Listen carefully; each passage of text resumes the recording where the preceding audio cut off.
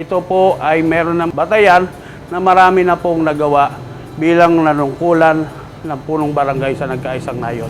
Si Ian Mendoza ay naglingkod rin sa barangay Nagkaisang Nayon noon bilang SK chairman. Si Tito Jimmy po ay mapagbigay na tsuhin sa aming mga pamangkin niya. Sa aming mga pamangkin niya ay pantay-pantay ang pagtingin niya.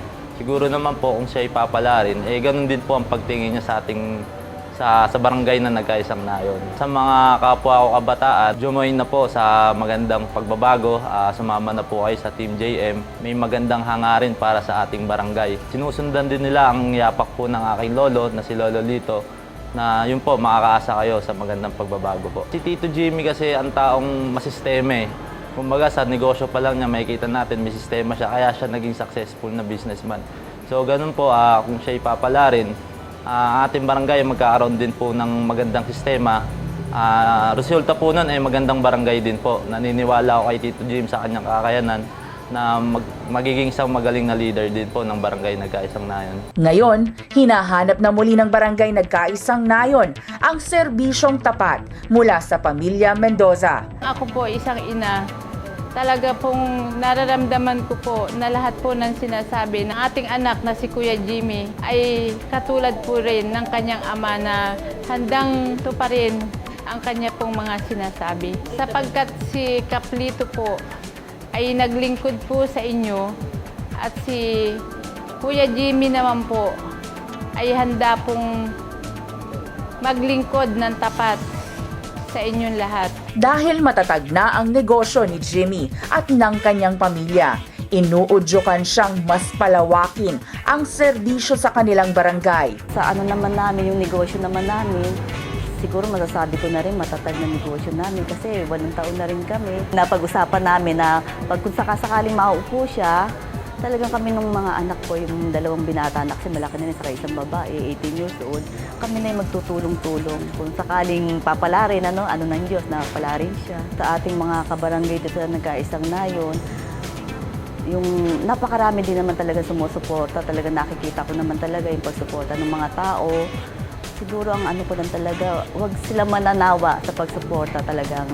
Nahandito rin kami na laging handang tumulong sa kanila sa kung ano hangga't kung ano yung makakaya namin. Ako po ay nananawagan po sa inyo bilang ang aking pong anak na si Jimmy Mendoza. Talaga pong buong pusong nagsasabi po sa inyo na siya po ay lalahok po sa politika. Kung wala po kayo, ay hindi po malalagay ang ating Kuya Jimmy.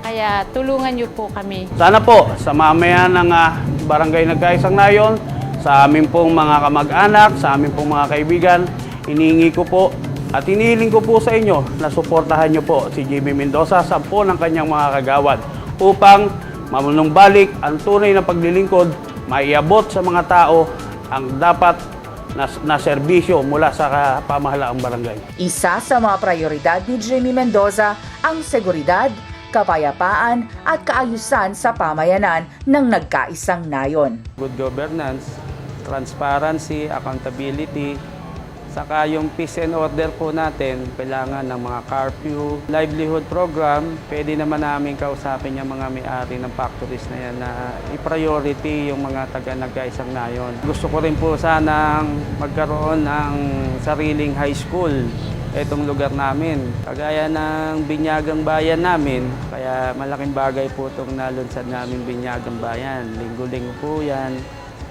Marami pong sumasama sa amin. No? Mga daycare center, madadagdagan pa rin po natin yan. Nagpapamass feeding program tayo sa bawat lugar. Maraming lugar na po kami napalunsad ng mass feeding. Meron din kaming mga singing contest. Sa mga kabataan naman, tinuturuan silang mag-basketball bata pa lang para maiwas sila sa bisyo, lumaki silang sport-minded. Diba? Karoon din po kami ng anti-dengue, libreng gupit po. Araw-araw po yan, nagpapagupit kami. Kaya sa isang araw, nakaka-40 gupit po tayo na iniikot po namin yan. Ito na ang pagkakataon para sa pagbabagong minimithi ng Nagkaisang Nayon para sa mas maunlad at nagkakaisang barangay. Ngayon, tumutulong lang tayo dati. Ngayon, ibubuhos na natin yung tulong. Talagang gagabay na rin ako dito sa lugar namin dahil naumpisa ng tatay ko, duduktungan natin. Gusto kong parating sa mga kababayan ko na nagkaisang nayon na ang hangarin ko sa pagtakbong ito hindi para sa sarili ko lang. Gusto kong malasakitan ng ating lugar, iparating sa kanila yung maayos na pamamahala. Kapamilya, kapatid, kapuso, Jimmy Mendoza ng Barangay Nagkaisang Nayon because he is new and genuine, because he is real and determined, because he has visions and plans. Just and fair, independent, movement for elders, motion for peace and order, youth-oriented and pro-education. Kasama sina Kagawad Dennis Mendoza na dapat masubukan dahil siguradong maaasahan. Kagawad Gigi Peñaranda na may galing at paggabay tungo sa pag-unlad. Kagawad John Solomon ang ating kaagapay na tunay. Gayon din si Kagawad Edgar Valero na may pusong masa. Si Kagawad Marshal Del Llamas na patuloy na gumagabay sa mamamayan. Sabi nga ni Kagawad Eddie Padilla, basta't sama-sama, pagbabago ay kayang-kaya.